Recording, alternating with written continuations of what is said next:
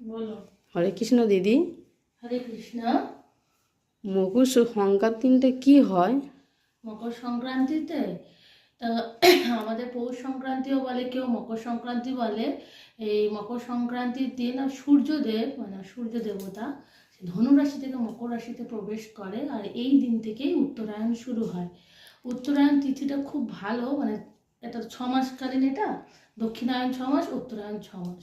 এই উত্তরায়ণের সময় থেকেই মানে দান ধ্যান জপ যত করবে, জপ এগুলোর ফল তত্ত্ব অত্যাধিক মাত্রায় বাড়ে। কারণ এই সময়টা হচ্ছে শুভ তিথি। ওই জন্য আমাদের মহাভারতেও আছে, ভীষ্ম মহাদেব যখন সরস্বজ্জায় ছিলেন, উনি দক্ষিণায়নে মানে ওনাকে তীরবিদ্ধ করা হয়েছিল, কিন্তু উনি উত্তরায়ণ আসা অবধি উনি নিজের ইচ্ছামৃত্যু বরপ্রাপ্ত ছিলেন, তো উনি তাই জন্য উনি নিজের শ্বাসটাকে বাঁচিয়ে রেখেছিলেন উত্তরায়ণ অবধি। উনি সরস্বজ্জা অনেকদিন ধরে ছিলেন উত্তরায়ণ আসার অপেক্ষা করে, তারপরে উনি উত্তরায়ণ এসে দেহত্যাগ করেছিলেন। এই উত্তরায়ণ তিথিতে আমাদের কি বলে, এটাকে বলে হচ্ছে পিতৃলোকের রাত্রি শেষ হলো। এই দক্ষিণায়ন আজকে, আগামীকাল হবে উত্তরায়ণ।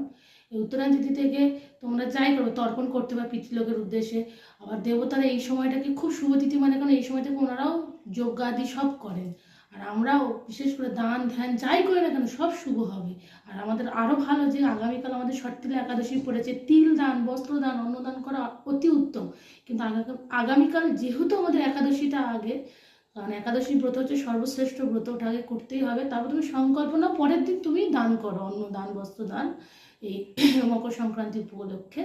কিন্তু তোমার ওই মেন হচ্ছে মকর সংক্রান্তিতে আমাদের দান ধান জপ এসব শুরু করতে হয়, এই দিন থেকে শুরু হয় আর কি উত্তরায়ণ।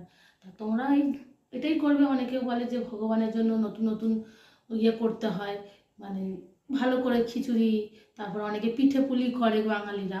কিন্তু মেন যারা এটা উৎসবটা করে, গুজরাটের দিকে আছে, পোঙ্গলরা আছে, তামিলনাড়ুর লোকেরা অনেক সময় এই উৎসবটা ওরা করে, ওদের খিচুড়ি টিচুড়ি করে দেয়। কিন্তু বাঙালিরা পিঠে পুলি পায়, সেই সব করেন। যে যেরকম পারবেন ভগবানকে, যেহেতু কালকে ব্রত করবেন না, যদি দেন ভগবানকে তো আপনি পাবেন না, কেউ পাবেন না, দেবেন পরের দিন প্রসাদ রূপে দ্বাদশী তিথিতে পেতে পারেন। ঠিক আছে, তো এইভাবে আমাদের এইভাবে মকর সংক্রান্তি পালন হবে। তারপরে একাদশী তো করতেই হবে, কারণ তিলা একাদশী সবথেকে শুভ তিথি, কারণ তিল দান করতেই হবে। সে ভগবানকে দাও কাউকে দাও, অল্প হলেও তিল দান করাটা খুব শুভ মানে।